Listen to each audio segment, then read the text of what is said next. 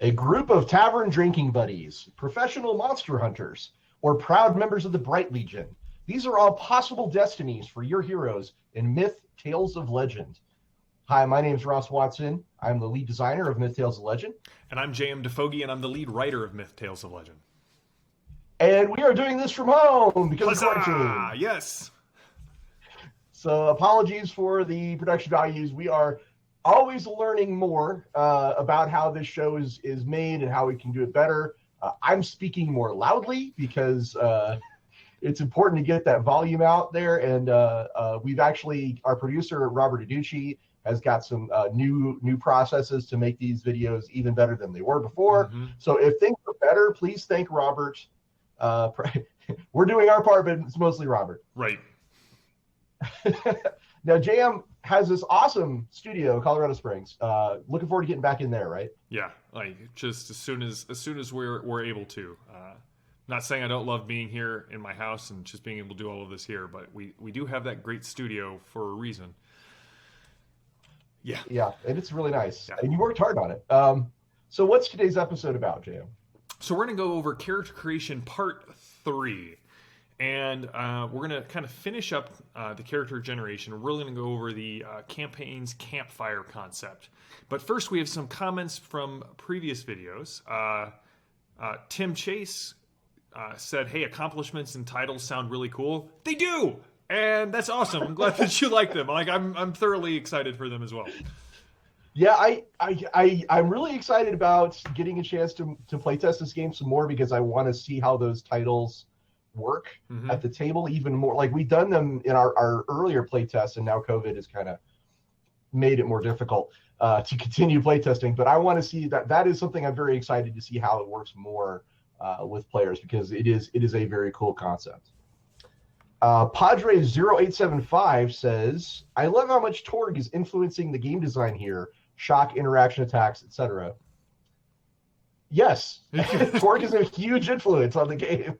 Now, you did some design work on Torg, right, Ross? Yeah. Actually, I have a long career in the industry, and Torg Eternity is one of my favorite, like all-time favorite things I've ever done. It's just a really great game. Shane Hensley deserves a lion's share of the credit for making Torg Eternity as awesome as it is. Myself and Deanna Gilbert, and of course, Stuart Hayhurst and various other people. We have all, and Greg Gordon, can't forget Greg Gordon. We've all contributed to making this game as good as it is. And it's a shame, like there's, it would be a crime not to take the things that work really good in Torg and use them again. Because I fell in love with interaction attacks. I was like, this is just so good. Oh yeah, I'm going to use this. Well, and in case you haven't checked us out, on Tuesday nights I run the Four Horsemen campaign that we just started, and Ross is getting to play Torg, which is awesome. Yeah, I'm so happy. I was actually bragging on you in the Our Worlds show this week because I was saying that it takes a pretty special game to make one of the designers of the game go, now that's interesting. And the storyline that we have going on in the Four Horsemen is one of those that made my eyebrows just go, hey, all right, this is interesting. This is different. I love it. Can't wait. I'm so excited to hear that. But hey, we're here to talk about Myth. So yes. Today we're going to go over Campfire. And so for the Campfire mechanic in Myth is sort of this narrative framework that we kind of view the whole game through. It's not just right. The idea is that the heroes your players are remembering. They're sitting around the campfire. They're remembering their previous adventures. They're remembering what it was like when they first started off on this path of adventure. And so Ross has done some great design work to kind of take this the campfire, which is sort of that very central and focal point of rest and downtime in any role-playing game, and we've made it kind of synonymous with the table that you're sitting around. So the players are sitting around the table as their characters are sitting around the campfire, and the campfire's light kind of shines on a lot of different mechanics in Myth. I almost said in Torg. It's still in my brain. In Myth, and we're going to kind of talk about what the campfire is. What does it have to do with character creation, and how does that affect the choices that you make and what you get to tell the GM? Hey, this is what I want the game to be about. So, Ross, you designed it, Right. So, well, I mean, let's be clear. Like this is a part of character creation, but it happens after you've built your character. It's more group for creation example, at that point, right? Yeah, absolutely. This is something you really need to have the group all at the table to talk about, because it is a reflection of your group's identity. That's kind of how the campfire is going to come about. And there's really only two things you need to decide during this step. You need to decide what your campfire's name is, and the name of your campfire group, and you need to decide what particular benefit, mechanical advantage, there's a bonus you can pick from a number of things, and say that this applies to our group. And those things, the campfire will evolve and change with you as you level up, but that's for another time. Just for today, talking about the character creation part of it. That's for our advancement video, right, Ross? Yeah, actually, it wouldn't hurt to have an advancement video. So let's say, JM, if you were going to make a character in Myth, we talked about this before, you were going to make what? Do I have to pick just one? Sure, pick one. All right, I would probably do like a Tavian pupil. I love the idea of just everything we've got centered around there. So like a wandering sword saint Tavian. So let's pretend it's a group of two people, and I'm playing the Harani Acolyte of the Shadow, and you're playing the Tavian pupil, and together we are adventuring in the world of Myth. And we've made our characters, and now we're at this final step, and now we have to decide, number one, like, what is the name of our campfire group? And we could pick really anything. Like there's no list that you have to select from. You just need to give this thing a name so that it gives you an idea of like who we will eventually have become. Right. And we might say something like, okay, we are the Torch Brothers, or we are the sword and the light, or something along those lines, or the sword and the shade. Basically, we just need to pick, what would be the thing you would pick for that name? Like, there's two people, so it could be. Yeah, it could just be, a dynamic duo, if you will, right? You could come up with just about anything, but again, it's sort of, in my mind, it's almost aspirational at that point, right? Well, it doesn't have. I mean, it can be, but it can also be kind of silly. Like we could pick like the bumbling duo, or the and see how it evolves over time. Yeah, like you could even just pick the names of the characters, be like Laurel and Hardy, kind of like it's Jovan and Kador, and that's who we are. Gotrek and Felix are a good example of this particular dynamic. Fafhrd and Greymouser. Fafhrd and Greymouser, yeah. So you could pick a name that is just representative of the people, or anyway, it doesn't really matter. The point is that once you have that name, you can write that down, and that becomes kind of a mini character sheet of its own. So now we get to choose a campfire bonus, and there are several options. Each one adds a slightly different mechanical element to your game. JM, what are some of the examples? Some of the examples that we've kind of come up with is that you could focus on the fact that as a group, what really defines the group is their teamwork, and so you get a bonus for anytime you make a cooperative test. Have we talked about cooperative skill tests? Not really. Do we want to give a brief example here? Yeah, actually, let's. So one thing we probably should have done is maybe started with a core mechanics video. But all right, so for the sake of this video today, we'll talk about cooperative skill tests. So we have mentioned that a skill pool is your attribute plus your skill, and that's how many dice you're rolling. You're looking for successes. The successes are 4s and 5s, and a 6 counts as what's called an exalted success, which counts as 2.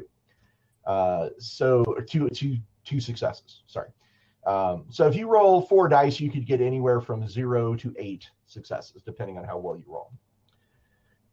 So with a cooperative skill test, I'm not just rolling the dice. JM's not just rolling the dice. One of us gets to be kind of the lead on a particular task, and other people are helping them. Right. So if we were to say, like, let's say my Acolyte of the Shadow is trying to pick a lock, And JM is like, I want to assist because it's really difficult. Like this is a big, heavy ass lock. So I would be the leader on this test, and I would roll last. What would happen is JM or anybody else in our party that wanted to participate in the cooperative skill test would find some test to roll and describe it in such a way the game master goes, yes, that's appropriate, because the game master does get to decide whether it is or is not appropriate. And then if he succeeds on his test, I get a bonus to when I make my test. Now the thing is, as a helper, JM doesn't roll the campfire dice, so he's not going to risk any complications. It's pretty safe for someone to help in a cooperative skill test. There's not really a consequence for failing. You're just like, well, I guess I didn't help you if you fail. But if he succeeds, he can add dice, and the better he succeeds, the more dice he can add to win. I then make my lockpicking roll. So JM could, for example, say, I want to use my... Yeah, so maybe I'll use survival and quickly create a small fire so that you can see the lock better. That's a good example. Or possibly if the game master is okay with it, you could be like, I'm going to fight off that cultist over there. Yeah, I'm going to buy you some. I'm going to hold the door closed to give you enough time to like strength test. Yeah. It can almost be anything that makes sense in the scene. So let's say he has succeeded, and that gives me a bonus to my roll. Then I make my roll with those bonus dice, which gives me a much higher chance to succeed.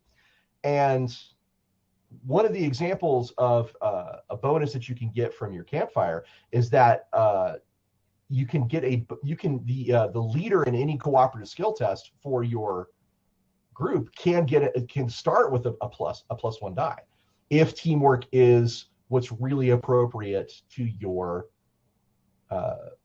campfire concept. If we're like, yeah, the two that fight is one, like, okay, cool, but teamwork is our thing, boom, there it is. And that's one of the choices you can make. What are some of the other choices? So one of the other one is body and mind. You guys, we would discuss as a group, or in this case as a duo, what attribute of the attribute list really sort of defines our group. Are we charismatic? Are we agile? Are we strong? Are we tough?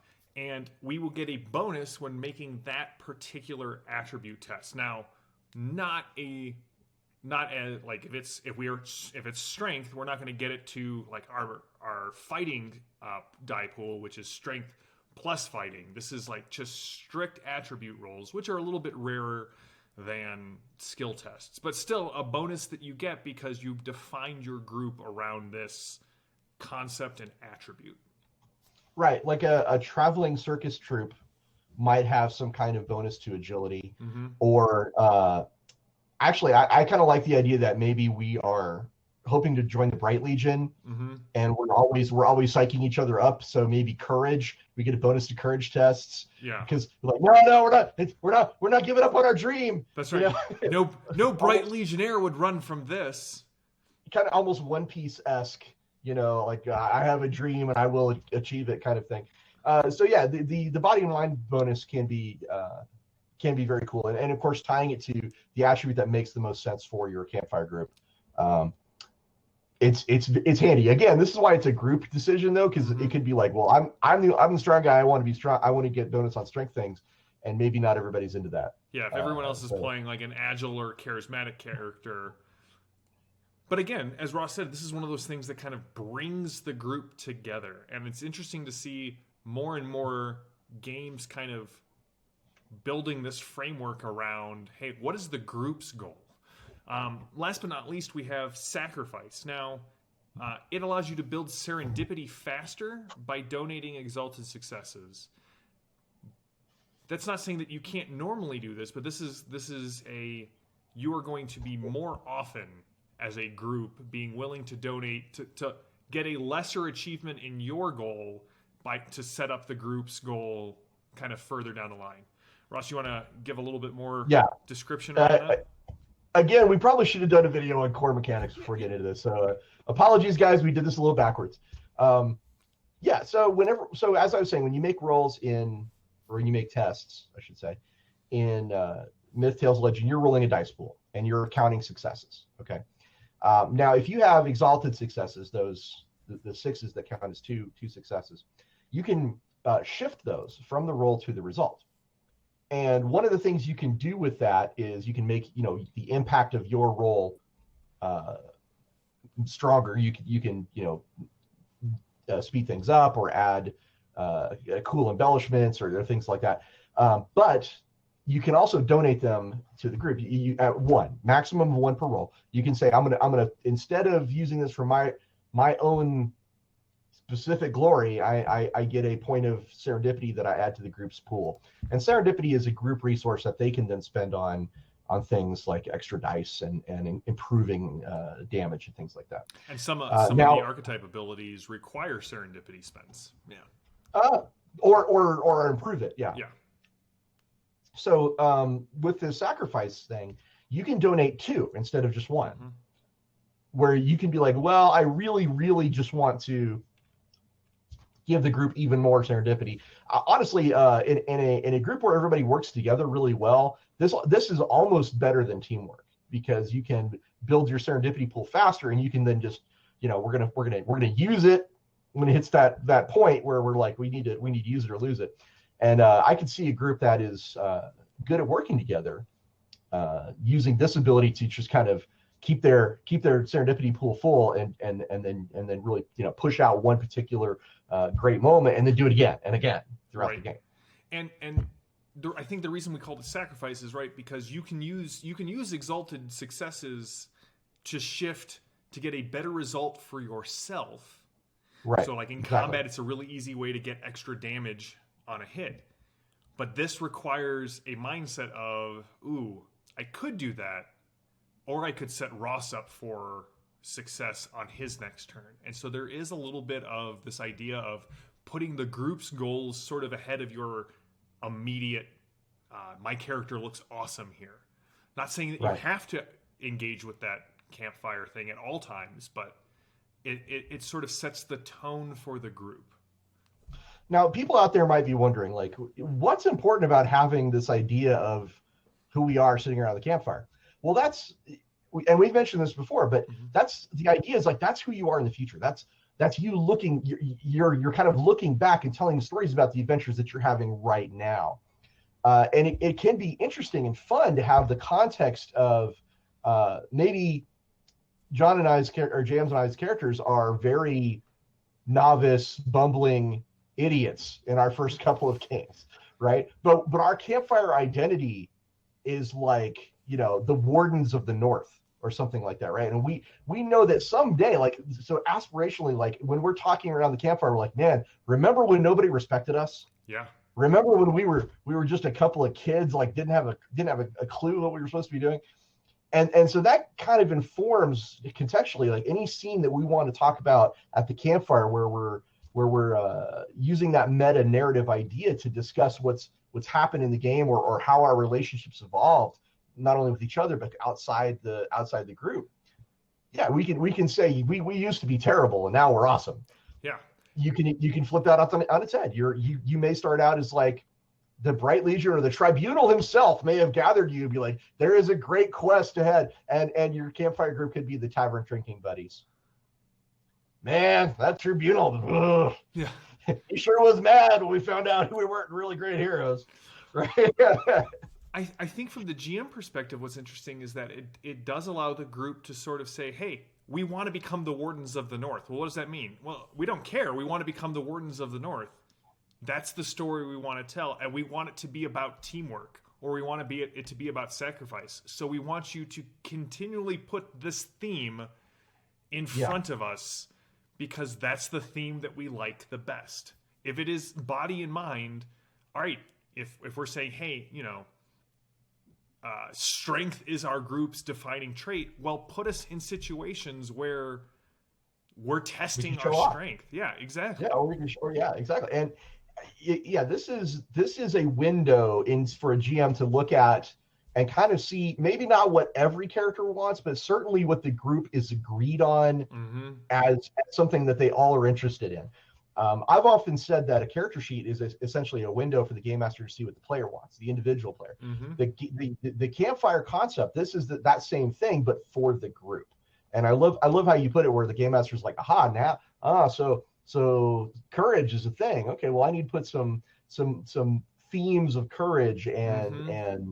and fear, or maybe teamwork is a thing, and I need to like talk about maybe betrayal, or hey, Tritea as a villain would be a Yep. great choice for this group, or sacrifice as a thing, and now they're like, oh, so I should set it. There should be a moment where they have to choose between two things, and there should be a cost for that choice. And as you say, the concepts too can really inform how the game master approaches. Like, I kind of love the idea of the adventuring circus troupe Yeah. a little bit now. I'm like, that would be kind of neat. And maybe that'll impact how you're offered quests, or how what kind of treasures and boons and favors you're offered. Maybe even how the titles you get are Mm-hmm. interpreted. Like if you're Ileana the Swift of the Wardens of the North, that's a big deal. It's a big If you're deal. Ileana the Swift of the bumbling duo, so you're just a little faster than the other one, huh? Okay. I like it because we have this theme in myth about stories having power, and I was actually having a discussion this week about like the difference between like myth and mythology. And myth is participatory in some sort of way, and so the idea that we have this sort of cyclical participation between the player and the character and who they are and who they were, there's just there it kind of ties it all nicely together around this campfire. Um, Yeah. Now, do we want to talk about changing your campfire uh, That's bonus? that's that's for an. I think Okay. we can. Yeah. So just very briefly, the bonus is something that can evolve. Like when you level up and your campfire changes, you can change this bonus. It's not set in stone Mm-hmm. forever. Um, Kind of like titles aren't set in stone forever, but the idea is that you should pick something that you like. Mm-hmm.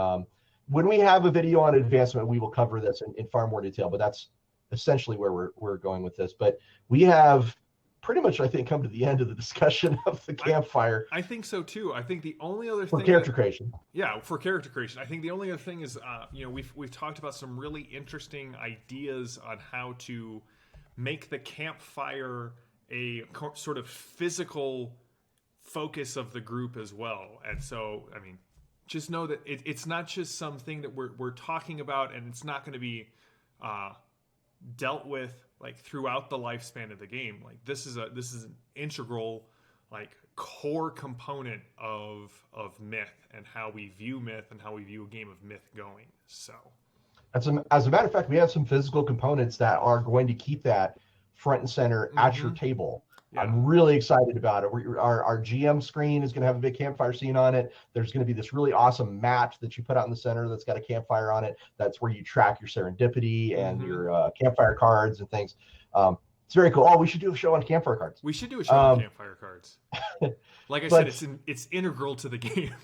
it is. So, and the campfire die, there's the campfire die. Yeah. Anyway, suffice to say, it is a core thing. So we want to incorporate the core thing of the game should be part of character creation. So this is that part, and we've discussed it, I think, to that point. Yeah. Now, Ulysses International has got a good channel, and we're very proud to be part of that team. So please do us a favor and make a comment in the section below if there's something that you want us to talk about more. Or if you want to ask us some weird question about various things. We love answering questions. We do. And also on the channel, of course, there is going to be shows about The Dark Eye and Aventuria, and Fading Suns has got Heretical Musings by Bill Bridges, which is great. And JM, of course, is running two different live plays. Games. Yeah, we just wrapped up the arc for Fading Suns called the Annals of Antioch. When we originally were like, well, it's going to be like 3 or 4 episodes. We wrapped up 11, and now this Thursday we're going to start a whole nother arc with the same characters. And then we have the Four Horsemen tour game, which just was a spectacular start to a campaign. I'm super excited about it. And we're also working behind the scenes on converting a lot of these shows to podcasts. I'm working through that, some of the mechanical details behind that. So hopefully in the near future, we're going to launch that. And Ulysses just keeps putting out a ton of great products and a ton of great YouTube content and streams. So just keep tuning in. That's right. Thank you guys for checking in with us and following us through the lockdown period, or if you're seeing this in the future, thank you for just being interested in Hello from the past. So until next time, keep telling stories.